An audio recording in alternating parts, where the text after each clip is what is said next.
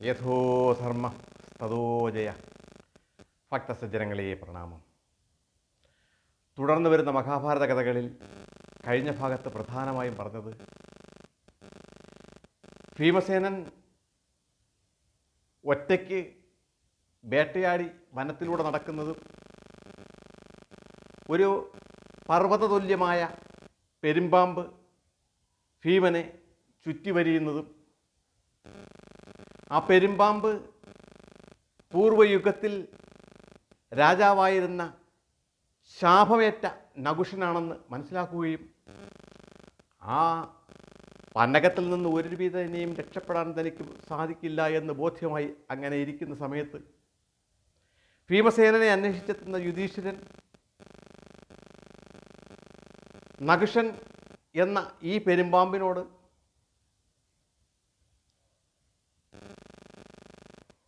തർക്കിക്കുന്നതും ധർമ്മബോധനമുണ്ടാക്കുന്ന സത്യങ്ങൾ ധർമ്മപുത്രരിൽ നിന്ന് അറിയുമ്പോൾ മോക്ഷം ലഭിക്കും എന്ന മഹർഷിവര്യൻ്റെ ആ ശാപമോക്ഷ വചനങ്ങൾ അവിടെ പ്രാപ്തമാവുകയും അതനുസരിച്ച് പന്നകം നകുഷനായി മാറി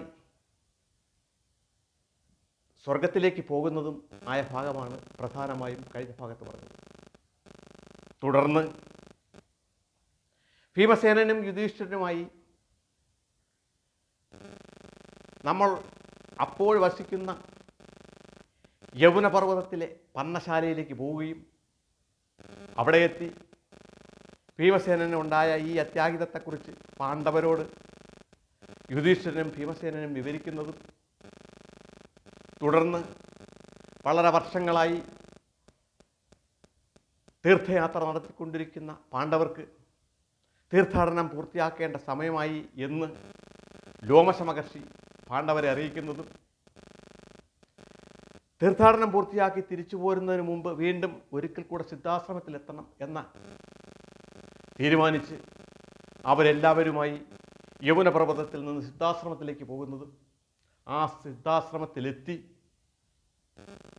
അപ്പോൾ നടക്കുകയായിരുന്ന വേനൽക്കാലവും അടുത്ത് തുടർന്ന് വന്ന മഴക്കാലവും കഴിഞ്ഞതിന് ശേഷം മാസങ്ങൾ യാത്ര ചെയ്ത്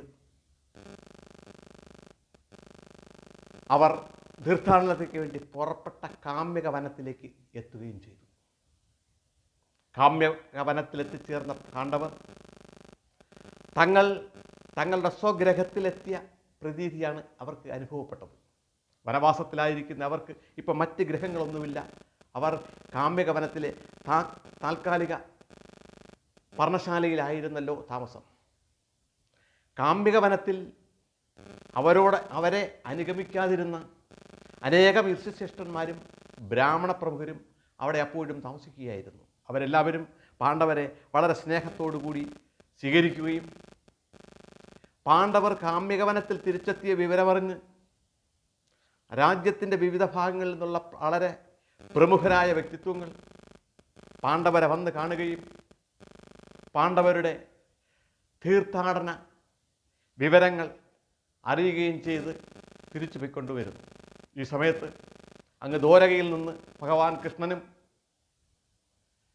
സത്യഭാമയും പാണ്ഡവരെ കാണുന്നതിലേക്ക് വേണ്ടി കാമ്യകവനത്തിലെത്തുകയും ഭഗവാൻ കൃഷ്ണൻ്റെ വരവ് വളരെ സന്തോഷത്തോടുകൂടി ആനന്ദത്തോടുകൂടി കാമ്യകവനത്തിലുണ്ടായിരുന്ന സർവ്വ ഋഷിശ്രേഷ്ഠന്മാരും ധർമ്മപുത്രരും പാണ്ഡവരും ചേർന്ന് കൃഷ്ണനെയും സത്യഭാമയും സ്വീകരിക്കുകയും കൃഷ്ണനോട് അർജുനൻ താൻ ദേവലോകത്തെത്തിയ വിവരവും അനേകം ദേവന്മാരിൽ നിന്ന് ശ്രേഷ്ഠവും ദിവ്യവുമായ ആയുധങ്ങൾ സിദ്ധിച്ച വിവരവും പാണ്ഡവർ വളരെ ദീർഘനാളായി തീർത്ഥയാത്ര നടത്തി ആ യാത്രയിലുണ്ടായ അനുഭവങ്ങളെക്കുറിച്ചും സവിസ്തരം ഭഗവാനെ വിവരിച്ച് കേൾപ്പിക്കുകയും എല്ലാം അറിയാവുന്ന ഭഗവാൻ കൃഷ്ണൻ ഇതെല്ലാം അവരിൽ നിന്ന് നേരിട്ട് കേട്ടുകൊണ്ടിരിക്കുകയും ഈ സമയം പാഞ്ചാലിയോട് കുശലം പറഞ്ഞ് സത്യഭാമ സമയം കഴിക്കുകയും ചെയ്തു. കൃഷ്ണൻ്റെ സാന്നിധ്യത്തിൽ അവിടെ ഉണ്ടായിരുന്ന അനേകം പൗരപ്രമുഖരും ബ്രാഹ്മണശ്രേഷ്ഠന്മാരുമെല്ലാം അർജുനൻ ഇത്രയും ദിവ്യമായ ആയുധങ്ങൾ ശേഖരിച്ച് തിരിച്ചു വന്ന സ്ഥിതിക്ക് ഇനി അല്പവും വൈകാതെ തന്നെ കൗരവരോട് യുദ്ധം ചെയ്ത് ഹസ്തിനപുരിയെ വീണ്ടെടുക്കണം എന്ന് പലരും അഭിപ്രായപ്പെടുകയും ഇത് കേട്ടുനിന്ന യുധിഷ്ഠിരൻ താൻ ഒരു കാരണവശാലും സത്യവിരുദ്ധമായി ഒന്നും പ്രവർത്തിക്കുകയില്ലെന്നും താൻ സത്യവാചകം ചൊല്ലിയാണ് 12 വർഷം വനവാസവും 1 വർഷത്തെ അജ്ഞാതവാസവും അനുഷ്ഠിച്ചു കൊള്ളാമെന്ന് പ്രതിജ്ഞ ചൊല്ലി പോന്നതാണെന്നും ആ പ്രതിജ്ഞയ്ക്ക് വിരുദ്ധമായി ഞാൻ ഏതെങ്കിലും വിധത്തിൽ പ്രവർത്തിക്കുകയാണെങ്കിൽ അത് സത്യഭംഗമാവുമെന്നും ധർമ്മവിരുദ്ധമായ ഒരു പ്രവൃത്തിയും എൻ്റെ ഭാഗത്തു നിന്നുണ്ടാകാൻ പാടില്ല എന്നത് എനിക്ക് നിഷ്ഠയാണെന്നും മറ്റുള്ളവരെ അറിയിക്കുകയും അവസാനം എല്ലാവരും ഏതാണ്ട് വനവാസം കാലഘട്ടം പൂർത്തിയാവാറായി വരുന്നുവെന്നും തുടർന്നുള്ള ബാക്കി സമയവും അജ്ഞാതവാസവും കൂടി പൂർത്തിയാക്കിയതിനു ശേഷം മറ്റ് കാര്യങ്ങളെക്കുറിച്ച് ചിന്തിക്കാമെന്ന് സംസാരിച്ച് നിർത്തിയിരിക്കുന്ന ആ സന്ദർഭത്തിൽ ത്രിലോകങ്ങളിലും ഏറ്റവും ശ്രേഷ്ഠമായ അമരത്വം മഹാദേവനിൽ നിന്നും പാർവതീദേവിയിൽ നിന്നും അനുഗ്രഹമായി നേടിയ മാർക്കണ്ഡേയ മഹർഷി കാമ്യകവനത്തിൽ പാണ്ഡവരെ കാണുന്നതിലേക്ക് വേണ്ടി അവിടെ എത്തുകയും യുഗങ്ങളായി പ്രളയം ദർശിച്ചിട്ടുള്ള ഈ ലോകം മുഴുവനും അന്നും ഇന്നും എന്നും ചിരഞ്ജീവിയായി സഞ്ചരിച്ചു കൊണ്ടിരിക്കുന്ന മാർക്കണ്ഡേയ മഹർഷിയുടെ സാന്നിധ്യം അവിടെ കണ്ടപ്പോൾ എല്ലാ പാണ്ഡവരും മറ്റ് ശ്രേഷ്ഠ ഋഷിവര്യന്മാരും ബ്രാഹ്മണശ്രേഷ്ഠന്മാരുമെല്ലാം വളരെ സന്തോഷിക്കുകയും ആനന്ദിക്കുകയും ചെയ്യുകയും അവരെ മാർക്കണ്ഡേയ മഹർഷിയെ വളരെ ആദരവും സ്നേഹവും വിനയത്തോടു കൂടി ആദരിച്ച് ഉപവിഷ്ടരാക്കുകയും ചെയ്തു. ഇതേ സന്ദർഭത്തിൽ തന്നെ നാരദ മഹർഷിയും അവിടെ എത്താനിടയായി. ഭഗവാൻ കൃഷ്ണൻ്റെ സാന്നിധ്യത്തിൽ മാർക്കണ്ഡേയനും നാരദനും എല്ലാം ഇരിക്കുന്ന ആ വേദിയിൽ അനേകം പൗരപ്രമുഖരും ബ്രാഹ്മണ ശ്രേഷ്ഠരും ഋഷിവര്യന്മാരും ഋഷി ശിഷ്യന്മാരും എല്ലാം അങ്ങനെ നിറഞ്ഞിരിക്കവേ ധർമ്മപുത്രർ മാർക്കണ്ഡേയ മഹർഷിയോട് പറഞ്ഞു, ധർമ്മത്തിൻ്റെ മാഹാത്മ്യത്തെക്കുറിച്ചും ധർമ്മത്തിൻ്റെ വിവിധ വശങ്ങളെക്കുറിച്ചും അങ്ങിൽ നിന്ന് വളരെ വിശാലമായി കേൾക്കാൻ എനിക്ക് താല്പര്യമുണ്ട്. അത് അങ്ങ് അറിയിച്ചാലും സത്യയുഗം മുതൽ ഈ ദ്വാപരയുഗം വരെയും ലോകം ചുറ്റി സഞ്ചരിക്കുന്ന ലോകത്തിൻ്റെ സ്പന്ദനം പൂർണ്ണമായും ഉൾക്കൊള്ളുന്ന മനസ്സിലാക്കുന്ന അങ്ങിൽ നിന്നുള്ള സത്യത്തിൻ്റെയും ധർമ്മത്തിൻ്റെയും യാഥാർത്ഥ്യം മനസ്സിലാക്കാൻ അതിയായ മോഹം എന്നിൽ നിലനിൽക്കുന്നുവെന്നും അത് കേൾക്കാൻ ഈ ഇരിക്കുന്ന പൗരർക്ക് എല്ലാവർക്കും താല്പര്യമുണ്ടാവുമെന്നും അറിയിക്കുകയും ഭഗവാൻ കൃഷ്ണൻ്റെ സാന്നിധ്യത്തിൽ മാർക്കണ്ഡേയ മഹർഷി സത്യധർമ്മ നീതിയെക്കുറിച്ച് അതിൻ്റെ വശങ്ങളെക്കുറിച്ച് ഓരോ വ്യക്തിയിലും ഓരോ ആശ്രമത്തിലും ഓരോ ധർമ്മത്തിൻ്റെ മാർഗം ഏതെല്ലാം രീതിയിൽ വ്യതിചലിക്കുമെന്നതിനെക്കുറിച്ച് വളരെ വിശാലമായി മുൻ യുഗങ്ങളിലെ അനേകം ധർമ്മനിഷ്ഠനായ ഭരണാധികാരികളുടെ ഉദാഹരിച്ചുകൊണ്ട് അവിടെ സവിസ്തരം എല്ലാവർക്കും കേൾക്കത്തക്ക രീതിയിൽ മാർക്കണ്ഡേയ മഹർഷി അങ്ങനെ പറഞ്ഞു കൊടുത്തു. ധർമ്മത്തെക്കാൾ ശ്രേയസ്കരമായി ഈ പ്രപഞ്ചത്തിൽ മറ്റൊന്നുമില്ലെന്നും ഈ പ്രപഞ്ചത്തിൻ്റെ നിലനിൽപ്പ് തന്നെ സത്യധർമ്മത്തിൽ അധിഷ്ഠിതമായിട്ടാണെന്നും അത് പൂർണ്ണമായി നഷ്ടപ്പെടുന്ന ഒരു സന്ദർഭം ഉണ്ടാവുകയാണെങ്കിൽ അപ്പോൾ ഈ പ്രപഞ്ചത്തിൻ്റെ നിലനിൽപ്പ് തന്നെ അവതാളത്തിലാവുമെന്നും ആ ധർമ്മം ഏതെല്ലാം വിധത്തിൽ ഓരോ പൗരനും പാലിക്കപ്പെടണമെന്നും ഓരോ സന്ദർഭങ്ങളിലും ഈ ധർമ്മം ഏതെല്ലാം അവസ്ഥയിലാണ് മാറ്റം വന്നുകൊണ്ടിരിക്കുന്നതെന്നും ഓരോ ആശ്രമത്തിലും ഉള്ള വ്യക്തികൾക്ക് ഏതെല്ലാം രീതിയിലാണ് ധർമ്മ വ്യതിയാനങ്ങൾ ഉണ്ടാകുന്നതെന്നും പറഞ്ഞു കൊടുത്തുകൊണ്ടിരുന്നപ്പോൾ യുധിഷ്ഠിരൻ വീണ്ടും ചോദിച്ചു, അല്ലയോ മഹാത്മാവേ, പുരുഷന് ധർമ്മത്തിൽ ഏറ്റവും പ്രധാനം ബ്രഹ്മചര്യമാണ് എന്ന് അങ്ങ് പറയാനിടയായി. സ്ത്രീയുടെക്ക് ഏതെങ്കിലും വിധത്തിൽ ധർമ്മ വ്യതിയാനം ഉണ്ടെങ്കിൽ അതിനെ അറിയിക്കുക. ഏറ്റവും ശ്രേയസ്കരമായ സ്ത്രീധർമ്മം എന്താണ് എന്ന് അങ്ങ് അറിയിച്ചാലുമെന്ന്. ഇത് കേട്ടുകഴിഞ്ഞ മാർക്കണ്ഡേയ മുനി ധർമ്മപുത്രരോടായി പറഞ്ഞു, സ്ത്രീയെ സംബന്ധിച്ചിടത്തോളം പ്രത്യേകിച്ചും ഒരു ഗൃഹിണിയായ സ്ത്രീ അവൾക്ക് ഏറ്റവും ശ്രേഷ്ഠകരമായത് പാതിവ്രത്യമാണ്. പതിയെ ഈശ്വരനായി കണ്ട് പതിയുടെ ഇഷ്ടങ്ങൾ പൂർണ്ണമായി നിർവഹിച്ച് ശുശ്രൂഷിച്ച് ആദരിച്ച് കഴിഞ്ഞു പോകുന്ന ഒരു സ്ത്രീ വർഷങ്ങളായി തപമനുഷ്ഠിച്ച് ബ്രഹ്മചര്യത്തിലൂടെയും തപസ്സിലൂടെയും ഒരു മനുഷ്യൻ നേടിയെടുക്കുന്ന സിദ്ധികളെക്കാൾ എത്രയോ ബൃഹത്തരമായ സിദ്ധിയായിരിക്കും ഒരു ഗ്രഹസ്ഥാശ്രമിയായ സ്ത്രീ പാതിവ്രത്യത്തിലൂടെ നേടിയെടുക്കുന്നത് എന്ന് പറയുകയും അതിനുദാഹരണമായി ഒരു കഥ അവർക്ക് വിവരിച്ചു കൊടുക്കുകയും ചെയ്തു. കഥ ഇപ്രകാരമായിരുന്നു. മുൻപ് ഒരു ശ്രേഷ്ഠനായ ഋഷിവര്യൻ ഒരു വൃക്ഷച്ചുവട്ടിൽ അധ്യയനം ചെയ്തുകൊണ്ടിരിക്കുന്ന സന്ദർഭത്തിൽ ആ വൃക്ഷത്തിൻ്റെ മുകളിൽ വസിക്കുകയായിരുന്ന അനേകം ജരിതപക്ഷികളിൽ ഒരു പക്ഷി പെട്ടെന്ന് കാഷ്ടിക്കുകയും ഈ പക്ഷിക്കാഷ്ടം ആ ബ്രഹ്മചരിയായ ഋഷിവര്യൻ്റെ ദേഹത്ത് പതിക്കാനിടയാവുകയും ചെയ്തു. പെട്ടെന്ന് പക്ഷിക്കാഷ്ടം തൻ്റെ തലയിലൂടെ ദേഹത്തേക്ക് വീഴുന്ന സന്ദർഭത്തിൽ കോപിഷ്ഠനായി ആവുകയും അദ്ദേഹം ഈ വൃക്ഷത്തിൻ്റെ മുകളിൽ ആ പക്ഷികളുടെ കൂട്ടത്തിൽ അപ്പോൾ കാഷ്ടിച്ച പക്ഷിയെ ഒന്ന് വീക്ഷിക്കുകയും ചെയ്ത സന്ദർഭത്തിൽ അദ്ദേഹത്തിൻ്റെ കോപാഗ്നി കൊണ്ട് എരിഞ്ഞ് ആ പക്ഷി അപ്പോൾ തറയിൽ ആ ഋഷിവര്യൻ്റെ മുന്നിൽ വന്ന് വീഴുകയും ചെയ്തു. ഏതാനും നിമിഷങ്ങൾക്ക് ശേഷം മധ്യാഹ്നമെടുക്കുന്നത് മനസ്സിലാക്കിക്കൊണ്ട് ആ ഋഷിവര്യൻ ഇറങ്ങി നടന്ന് അടുത്ത ഒരു ഗ്രാമത്തിലെത്തുകയും ആ ഗ്രാമത്തിൽ കണ്ട വീടുകളിൽ അദ്ദേഹത്തിന് ഉചിതമെന്ന് തോന്നിയ ഒരു വീടിൻ്റെ മുന്നിൽ അന്നത്തെ ഭിക്ഷയ്ക്കായി എത്തുകയും ആ വീടിൻ്റെ മുന്നിൽ നിന്ന് ഒരു ഭിക്ഷുകി പുറത്തെത്തിയിരിക്കുന്നുവെന്നും ഭിക്ഷ വേണം എന്നും വിളിച്ചാവശ്യപ്പെടുകയും ഈ സന്ദർഭത്തിൽ വീട്ടിനുള്ളിൽ നിന്ന് ഒരു സ്ത്രീ ശബ്ദം പുറത്തേക്ക് ഇങ്ങനെ വരികയും ചെയ്തു.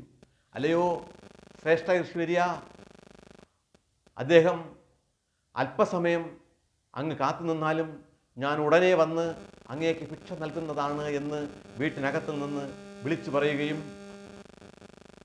അല്പസമയം കഴിഞ്ഞതിന് ശേഷം ആ സ്ത്രീ ഭിക്ഷയുമായി പുറത്തു വരികയും ചെയ്തു. ഈ സന്ദർഭത്തിൽ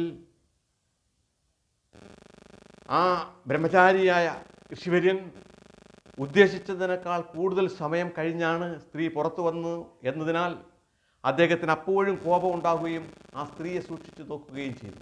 ഈ സന്ദർഭത്തിൽ ആ സ്ത്രീ ചെറുതായി പുഞ്ചിരിച്ചുകൊണ്ട് ആ ഋഷിവര്യനോടായി ചോദിച്ചു, അല്ലയോ ബ്രാഹ്മണ ശ്രേഷ്ഠനായ ഋഷിവര്യ, അങ്ങേക്ക് എന്തിനാണ് ഇങ്ങനെ പെട്ടെന്ന് കോപമുണ്ടാകുന്നത്? അങ്ങേക്ക് ശരിയാവണ്ണം ധർമ്മചിന്ത അറിയില്ലെന്നുണ്ടോ? അങ്ങ് തപശക്തിയിലൂടെയാണ് ശക്തി നേടിയിട്ടുള്ളതെങ്കിൽ എന്നെപ്പോലുള്ള സ്ത്രീകൾ പാതിവ്രത്യം കൊണ്ടാണ് ശക്തി നേടുന്നത്. പതിവ്രതയായ ഒരു സ്ത്രീയെ സംബന്ധിച്ചിടത്തോളം ആ സ്ത്രീക്ക് ഭർതൃപരിചരണത്തെക്കാൾ ശ്രേഷ്ഠകരമായി മറ്റൊന്നുമില്ല എന്നങ്ങേക്കറിയാൻ വയ്യാത്തതാണോ? വിശന്നും ദാഹത്തിലോടും വീട്ടിൽ കയറി വന്ന എൻ്റെ ഭർത്താവിന് ഭക്ഷണം കൊടുക്കുന്ന സന്ദർഭത്തിലായിരുന്നു അങ്ങനെ വിളിച്ചത്. അദ്ദേഹത്തിൻ്റെ ഭക്ഷണം പൂർത്തിയായിട്ടതിന് മാത്രം പുറത്തു വരുന്നതാണ് എൻ്റെ ധർമ്മം. ആ ധർമ്മം ഞാൻ പരിപാലിച്ചിട്ട് തിരിച്ചു വരുമ്പോൾ ഇത് മനസ്സിലാക്കാൻ കഴിയാതെ അങ്ങേക്ക് എന്തിനാണ് ഇങ്ങനെ പെട്ടെന്ന് കോപം വരുന്നത്? ഇത് കേട്ട സന്ദർഭത്തിൽ വീണ്ടും രൂക്ഷമായ ആ സ്ത്രീയെ നോക്കുന്നത് കണ്ടുകൊണ്ട് വീണ്ടും പുഞ്ചിരിച്ചുകൊണ്ട് ആ സ്ത്രീ പറഞ്ഞു, അല്ലയോ ശ്രേഷ്ഠ ഈശ്വര്യ, അങ്ങയുടെ ഒറ്റ നോട്ടത്തിൽ ഭസ്മമായി മൂട്ടി വീഴുന്ന ജരിതപക്ഷിയെ പോലെ ഞാൻ കരിഞ്ഞു പോവുകയില്ല. കാരണം അങ്ങ് തപസ്സുകൊണ്ട് നേടിയതിനേക്കാൾ എത്രയോ ഇരട്ടി ശക്തിയാണ് വ്രതം തെറ്റാതെ പാതിവ്രത്യം അനുഷ്ഠിക്കുന്ന എനിക്കുള്ളത് എന്ന് പറയുകയും ഈ സന്ദർഭത്തിൽ ആ ഋഷിവര്യൻ തന്നെ ഞെട്ടിപ്പോവുകയും ചെയ്തു. കാരണം ആ പക്ഷി കരിഞ്ഞ് മൂട്ടിൽ വീണ വിവരം ഈ ലോകത്തറിയാവുന്ന ഏക വ്യക്തി ഈ ഋഷിവര്യൻ മാത്രമാണ്. മറ്റാരും അറിഞ്ഞിട്ടില്ല, ആരോടും പറഞ്ഞിട്ടുമില്ല, ആരും കണ്ടിട്ടുമില്ല. ആ കാര്യം എങ്ങനെയാണ് ഈ സ്ത്രീ അറിഞ്ഞു എന്ന അത്ഭുതത്താലാണ് ശ്രേഷ്ഠനായ ആ ഋഷിവര്യൻ ഞെട്ടിയത്.